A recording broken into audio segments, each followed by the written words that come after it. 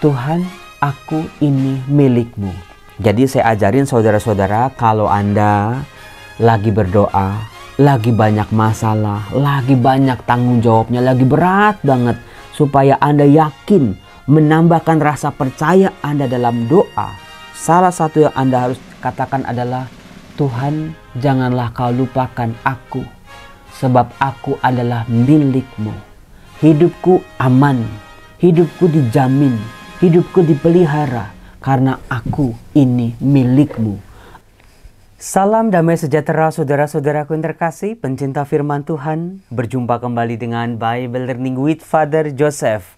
Saudara-saudaraku yang terkasih, bagaimana kabar Anda hari ini? Semoga pesan kitab suci dari kitab Ulangan betul-betul mengena untuk kehidupan kita. Saking bagusnya, saya sampai tidak menyapa Anda dulu, tapi ini apa yang dikatakan oleh kitab Ulangan, khususnya kata-kata Musa kepada segenap orang Israel, kata-kata Musa kepada seorang tokoh baru, tokoh muda yang saya yakin Anda sudah kenal, tokoh yang belum banyak pengalaman, tapi betul-betul Musa memberikan tongkat estafet perutusan ini kepada anak muda ini yang bernama Yosua. Maka dari itu di awal video ini, izinkan saya mengulang kembali apa yang dikatakan Musa kepada Yosua. Pahami, rasakan, maknai, alami firman ini. Tuhan sendiri berbicara untuk kita saat ini. Dikatakan, Tuhan sendiri akan berjalan di depanmu. Dia sendiri yang akan menyertai engkau. Dia takkan membiarkan engkau. Dia takkan meninggalkan engkau. Janganlah takut dan janganlah patah hati. Waduh Romo, iya ya Romo, tahu aja nih. Karena kadang-kadang kita patah hati Romo. Bukan dalam hal jodoh, bukan dalam hal hubungan, tapi patah hati dalam pelayanan juga bisa terjadi. Patah semangat ketika kita merasa apa yang kita buat, apa yang kita perjuangkan, apa yang kita persiapkan betul-betul tampak sia-sia. Nggak ada hasilnya, nggak kelihatan apa-apa. Dan itu saudara-saudara dikatakan Musa kepada calon penerusnya. Kitab Ulangan yang kita dengar kali ini adalah kitab Ulangan bab-bab terakhir. Karena besok kalau Anda nonton video Bible Learning ini diceritakan Musanya wafat. Besoknya lagi sudah akan dibahas Yosua. Nah itu, saudara-saudaraku yang terkasih, siapa di antara kita yang sering merasa takut, seringkali merasa berjuang sendirian, khususnya dalam hal pelayanan, dalam hal karya-karya baik. Seringkali umat beriman, misalnya menjadi tugas lektor misalnya. Wah Romo, saya itu ketua lektor Romo di paroki saya. Atau paduan suara atau kur. Romo, saya tuh memimpin paduan suara Romo. Saya udah bertahun-tahun Romo ikut jadi paduan suara. Contohnya Ibu Evi yang dari LA. Katanya itu anggota paduan suara di LA. Luar biasa nyanyinya sama bule-bule pasti itu.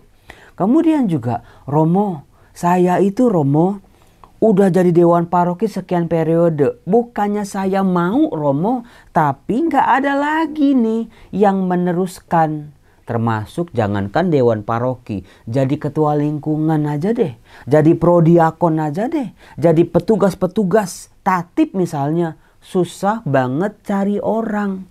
Kita merasa khawatir, kita merasa capek sendiri lama-lama. Nih kalau begini gak ada yang mau lanjutin gimana sih misalnya. Kita khawatir, kita takut, kita merasa semua yang kita lakukan sia-sia. Saudara-saudara, tapi ada juga nih di tempat lain gak mau diganti. Maunya selama-lamanya. Bahkan kalau ada orang yang mau gantiin, dia gak suka, dia musuhin, dia cari kesalahan-kesalahannya. Ada juga yang kayak begitu bukan? Saudara-saudaraku yang terkasih, semoga bacaan hari ini, apa yang dipesankan Musa kepada orang Israel dan juga Yosua menjadi kekuatan buat kita, saudara-saudara. Kalau kita baca Ulangan bab 31 ayat 1 sampai 8. Musa menyampaikan pesan ini kepada seluruh bangsa Israel. Dia sadar, Musa tahu dia sadar, dia nggak mungkin hidup selama-lamanya. Satu, karena keterbatasannya, dia ngomong begini, aku sekarang berumur 120 tahun. Yang kedua, aku tidak dapat dengan giat memimpin kalian lagi. Musa sadar diri, tahu diri lebih tepatnya, dia sudah tua, nggak bisa lagi kayak dulu waktu masih muda, membelah Laut Merah gitu ya, memukul batu-batu di Masa dan Meriba. Dia bilang, aku udah nggak giat lagi memimpin kamu. Lalu dikatakan, dan Tuhan telah bersabda kepadaku, Sungai Yordan tidak akan kau seberangi. 3 alasan Musa udah cukup buat Musa untuk memikirkan siapa yang akan menggantikan tugasnya memimpin bangsa yang keras kepala, tegar tengkuk, yang mudah komplain, yang mudah sekali berbelok dari jalan Allah. Coba kalau kita jadi Musa, saudara-saudara, gimana itu? Memang pasti was-was si Romo, pasti cemas si Romo. Gimana itu? Dirinya bukannya udah gak mau, tapi udah gak bisa. Dan Tuhan sendiri udah memperingati Musa. Musa dan Harun sebetulnya, kamu tidak akan menyeberangi Sungai Yordan. Artinya semua yang sudah kamu perbuat sejak di Mesir, sejak di Laut Merah, sejak padang gurun demi padang gurun 40 tahun. Musa memimpin umat ini untuk menuju tanah terjanji. Musa dijanjikan oleh Allah untuk bisa memimpin bangsa ini untuk tidak tinggal di padang gurun, tapi tanah terjanji tujuannya. Tapi apa yang terjadi di kitab Ulangan ini, ketika mereka udah ada di perbatasan antara dataran Moab dan juga dipisahkan Sungai Yordan, baru di seberang Sungai Yordan itu ada tanah terjanji, tanah Kanaan. Musa tidak masuk. Musa nggak diperkenankan Tuhan, dan Musa tahu itu. Musa nggak protes, Musa nggak marah, Musa nggak naik-naikin jasa-jasanya, Musa nggak ngomong tentang dirinya, karena hidupnya memang semuanya untuk kemuliaan Tuhan. Dikatakan Tuhan Allahmu, dialah yang akan memimpin kalian menyeberang. Ini kata kuncinya. Ini dia. Jiwa dari bacaan ini, jiwa dari kitab Ulangan. Taurat, Kejadian, Keluaran, Imamat, Bilangan, Ulangan bukan tentang Musa. Meskipun kita tahu Musa orang besar, Musa banyak jasanya, Musa banyak prestasinya, banyak tindakan-tindakan Musa yang menentukan luar biasa relasi Allah dengan umatnya. Tapi Musa ini tentang Allah. Tentang Allah yang memimpin umatnya, tentang Allah yang membebaskan umatnya. Meskipun jasanya besar, meskipun apa yang kamu perbuat itu dahsyat luar biasa, tapi bukan tentang Musa, tapi tentang Allah. Ini apa nggak gelpak-gelbok Romo? Saya tuh suka khawatir Romo. Saya kan sekarang kan memimpin pelayanan Romo, jadi ketua ini Romo. Nanti penerusnya susah banget Romo. Ntar kalau nggak sehebat waktu zaman saya gimana Romo? Nah itu kan. Pelayanan ini bukan tentang diri kita, tapi tentang kemuliaan Allah. Dialah yang akan memusnahkan bangsa-bangsa dari hadapanmu, sehingga kalian dapat memiliki negeri mereka. Nah dikatakan, tiba-tiba muncul satu nama, Yosua akan memimpin kalian menyeberang sesuai dengan sabda Tuhan. Gak pernah diceritakan secara eksplisit Musa menyiapkan tokoh-tokoh gitu ya yang akan menggantikan dia. Gak ada dalam kitab Ulangan, gak ada dalam kitab Bilangan, gak ada dalam kitab Keluaran juga. Tapi kok bisa ada tokoh-tokoh seperti Yosua bin Nun, Kaleb bin Yefune? Kok bisa ada ya? Jawabannya adalah Tuhan yang menyediakan. Maka saya suka sekali dengan Mazmur tanggapan hari ini. Kebetulan Mazmur tanggapannya diambil dari Ulangan bab 32. Bagian Tuhan ialah umatnya. Bagian Tuhan ialah umatnya. Maksudnya apa sih Romo? Saya nggak ngerti kalimat itu. Rada susah dipahami. Bagian Tuhan ialah umatnya. Artinya umat ini yang dilayani oleh Musa adalah milik Tuhan. Saudara-saudara, kalau umat ini milik Tuhan, kita ini milik Tuhan, Tuhan pasti bertanggung jawab terhadap miliknya, terhadap milik yang sangat dikasihinya. Seperti Musa, tiba-tiba Yosua hadir, tiba-tiba Kaleb hadir, siap melanjutkan tongkat estafet. Gak usah khawatir, gak usah takut, semua Tuhan sudah sediakan. Yang terpenting adalah fokuslah pada tugas, kewajiban kita, pelayanan kita, karya-karya baik kita. Nanti akan datang sendiri pada saatnya orang-orang yang memang Tuhan pilih, orang-orang yang Tuhan panggil. Yang penting kita ini melaksanakan tugas kita. Nanti orang-orang muda, orang-orang di luar sana akan terpikat. Oh, kok dia memimpin udah jadi DPH bertahun-tahun penuh sukacita, keluarganya diberkati, keluarganya damai, keluarganya akrab. Wah, aku mau jadi DPH misalnya. Itu ketua lingkungan, oh dia penuh sukacita, dia itu baik, dia sukses di pekerjaannya tapi juga sukses di pelayanannya. Aku mau juga jadi ketua lingkungan. Kenapa? Susah banget cari penerus-penerus ketua lingkungan ataupun semua jajaran-jajaran di gereja ya. Karena apa? Bisa jadi karena kita yang sedang melakukan tugas itu banyak mengeluh, ribut capek, ribut, wah berantem sana, berantem sini, mengeluh karena dikritik sana, dikritik sini, capek banget, gua kapok dah. Nah itu dia. Lalu ketika kita diminta untuk mencari pengganti, saya yakin gak ada yang mau. Ya siapa yang mau susah kayak begitu. Tapi kalau kita cerita penuh sukacita dalam pelayanan, Tuhan menyertai, Tuhan melindungi, saya yakin yang mau jadi ketua lingkungan bakal antri-antri, waiting listnya panjang. Coba ganti cara pandang Anda ketika Anda memimpin sesuatu dan Anda lagi pusing mencari pengganti Anda. Jangan-jangan brandingannya kita yang salah. Sehingga yang mereka alami, yang mereka dengar adalah susah banget, ngeri banget, ngerepotin banget ya jadi ketua lingkungan. Berat banget, saya nggak mau Itu dia. Tapi coba wartakan, sharingkan sukacita apa yang lahir ketika kita bisa bantu orang. Ketika kita bisa nolong orang. Ketika lingkungan jadi guyup. Coba sukacita apa? Rasa damai apa? Berkat-berkat apa yang Tuhan gantikan buat kita? Waktu kita hilang, tenaga kita hilang. Waktu sama keluarga kita juga tergerus, Tuhan mengganti dalam hal-hal yang lain. Ceritakan itu kepada orang-orang di lingkungan. Pasti mereka juga akan menyambut tugas itu dengan sukacita.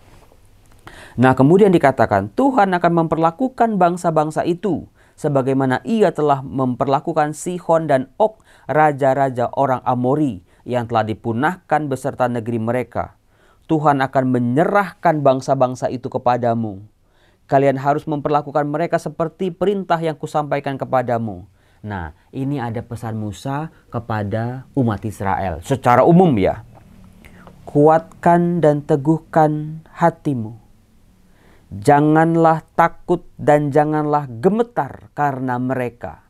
Karena musuh-musuh yang berat, karena masalah-masalah, karena problem-problem yang akan dihadapi. Jangan takut, jangan gemetar. Sebab Tuhan Allahmu, Dialah yang akan berjalan menyertai kalian. Ia tidak akan membiarkan dikau dan takkan meninggalkan dikau. Karena apa? Karena kita ini milik Tuhan.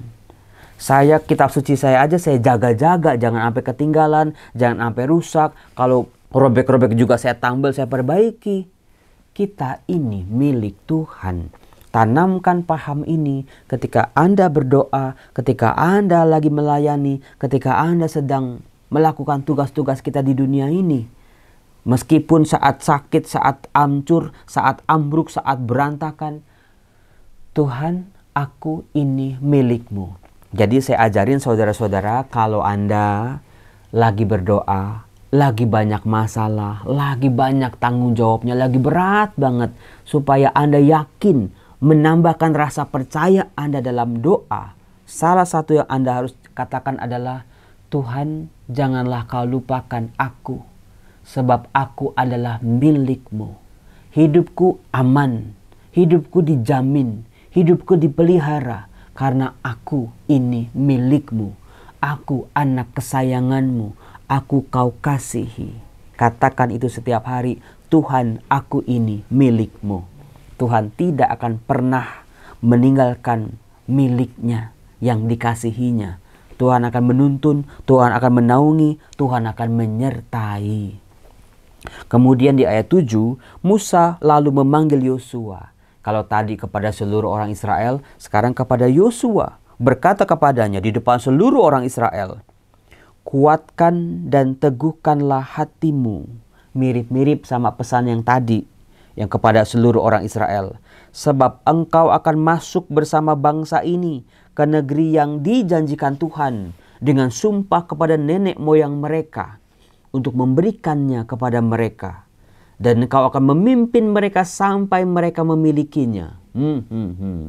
Ini doa Musa untuk Yosua. Doa bukan cuma udah nanti kamu masuk nanti urus sendiri deh. Doa Musa adalah kamu akan memimpin bangsa ini sampai mereka sungguh-sungguh memiliki bangsa ini. Maka masanya Yosua itu cukup panjang.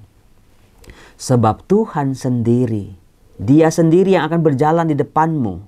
Dia sendiri yang akan menyertai engkau.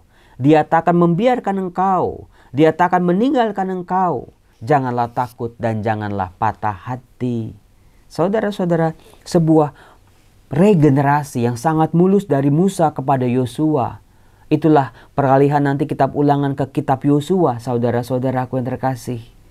Tapi kita tahu, Romo, Musa nggak khawatir itu. Kan Yosua masih muda, nggak punya pengalaman apa-apa. Musa yang sudah sangat besar jasanya aja sering kali diprotes, dimarahin, bertengkar dengan umat ini. Apalagi orang muda seperti Yosua ini. Itulah pertanyaan itu yang membuat saya terkagum dengan kalender liturgi gereja. Kok bisa? Siapa yang nyusun ini? Karena bacaan Injilnya pas banget dipilih Matius 18. Ketika Tuhan Yesus ditanya oleh para muridnya tentang siapakah yang terbesar dalam kerajaan surga. Oh, kirain milih Petrus, kirain milih Yohanes, kirain milih Imam Agung. Ternyata yang dipilih adalah seorang anak kecil. Waduh Romo, anak kecil yang polos, gak ngerti apa-apa, belum punya banyak pengalaman, gak punya banyak kemampuan kalau dibandingkan dengan orang-orang tua.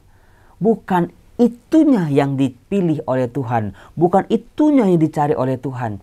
Tapi hati yang masih bersih. Hati yang mau taat. Hati yang mudah percaya. Sebab kan makin tua ya, kita itu makin susah untuk percaya bukan? Karena seringkali diprank, seringkali gagal, seringkali dibohongin, seringkali ditipu sih soalnya Romo. Maka nggak gampang percaya. Tapi ketika anak kecil, Dek, kamu tahu nggak dek? Ini bisa terbang loh dek. Anak kecil akan percaya. Semudah itu seorang anak akan percaya. Maka itu yang dicari oleh Tuhan. Hati yang mudah percaya, hati yang mudah berserah, hati yang menggantungkan seluruh hidupnya. Seperti anak kecil, dia kalau mama papanya nggak ada, dia bakal nangis bukan?